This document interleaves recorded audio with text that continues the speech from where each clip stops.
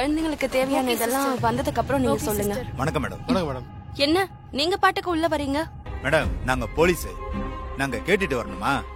ஓ அப்படியா, சரி. என்ன விஷயமா வந்திருக்கீங்க சொல்லுங்க. ஹாஸ்பிடல்ல இருந்து 7 வயசு பாப்பா மிஸ்ஸிங்.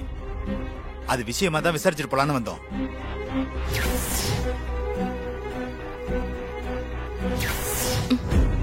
அந்த பாப்பாவா இருக்குமோ? மிஸ்ஸிங் ஆன பாப்பா இதான் மேடம். இந்த பாப்பா மிஸ் ஆனதா ஹாஸ்பிடல்ல இருந்து தகவல் வந்திருக்கு. தலைமுடியெல்லாம் பார்த்தா உண்மையான போலீஸா இருக்க வாய்ப்பு இல்லையே. கண்டிப்பா இவங்க போலீஸ் இல்ல, போலி போலீஸ் தான். பாப்பாவை குறி வச்சுதான் வந்திருக்காங்க. இவங்க கையில குழந்தை கிடைக்க கூடாது.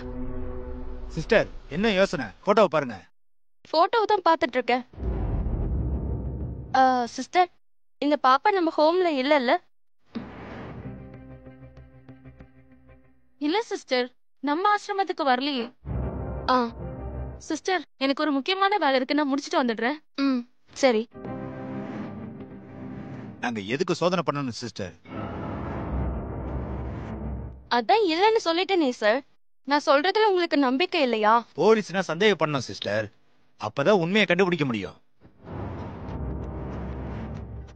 பாப்பா, அந்த ரவுடிங்க உன்னை பார்த்தா கூட்டிட்டு போயிடுவாங்க. அதனால பத்திரமா இதுக்குள்ள ஒளிஞ்சுக்கோங்க. பத்திரம்.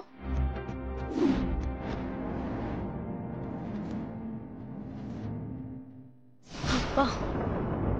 சார் நீங்க வாங்க சார், நம்ம சோதனை போடலாம். சார் குழந்தைங்க உங்க யூனிஃபார்மை பார்த்தா ரொம்ப பயப்படுவாங்க. நீங்க உள்ளலாம் போக வேண்டாம். சிஸ்டர் நீங்க எந்த காலத்துல இருக்கீங்க? இப்ப இருக்கிற குழந்தைங்களை பார்த்து போலீஸ் தான் பயப்படணும். யோ வாயை தேடுவோம். Okay sir.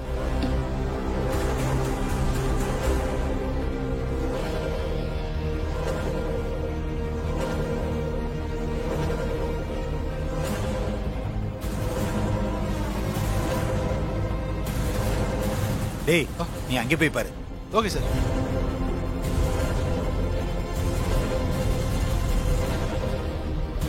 குழந்தை மறைச்சு வச்சிட்டியா? மறைச்சு வச்சிட்டேன் சிஸ்டர்.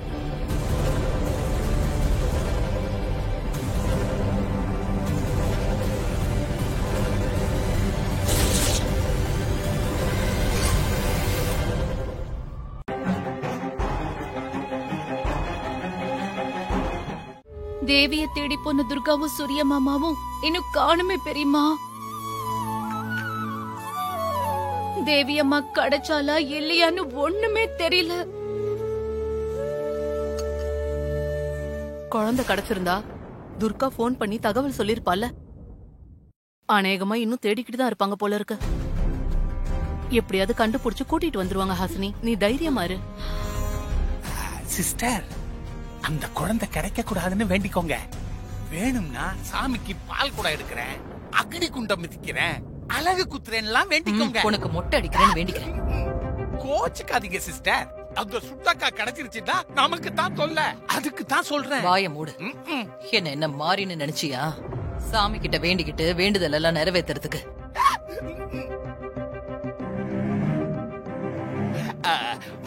மாப்பிள வரா. தேவி கிடைக்கல போல இருக்குது. எந்திரிங்க. Excuse me doctor. வா துர்கா, உள்ள வாங்க. சூர்யா வாங்க, உட்காருங்க. பாப்பாவோட ஸ்கேன் ரிப்போர்ட்டை தான் பாத்துட்டு இருக்கேன். பாருங்க.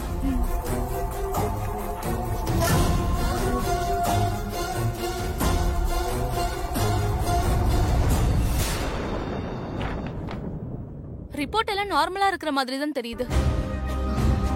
இல்ல சுகன்யா, என் குழந்தைக்கு தலையில அடிபட்டதுனால மைல்டா ஏதாச்சும் ப்ராப்ளம் ஏற்பட்டிருக்குமோன்னு எனக்கு டவுட்டா இருக்கு. கரெக்டா தானே இருக்கு.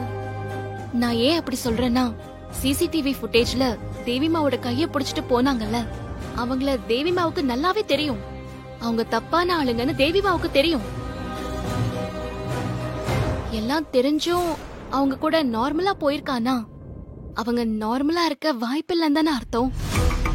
ஏதோ தப்பா இருக்கு.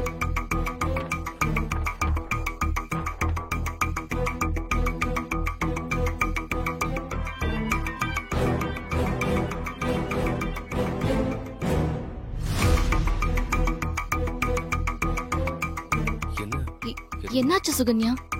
S Durga, you are right. நீ கெஸ் பண்ணது சரிதான். என்ன டாக்டர் சொல்றீங்க? I'm sorry to say this. குழந்தைக்கு மெமரி லாஸ் ஆயிருக்கு.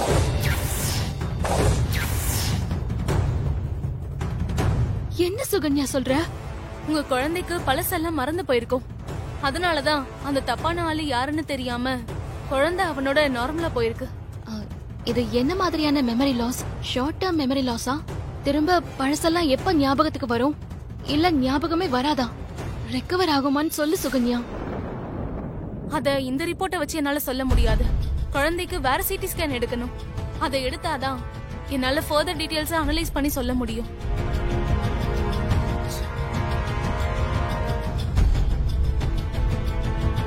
பழசெல்லாம் ஞாபகம் இருந்தாவது தேவிமா எப்படியாவது வீட்டுக்கு வந்துருவாங்க. இப்போ பழசெல்லாம் மறந்திருந்தா அவங்க எப்படி வீட்டுக்கு வருவாங்க? ஷூ, அவ அமைச்சர் ஆட்களோட வேற போயிருக்கா. அவளை எப்படி கண்டுபிடிக்கிறது? அவ எப்படி எங்க கிட்ட வந்து சேருவா?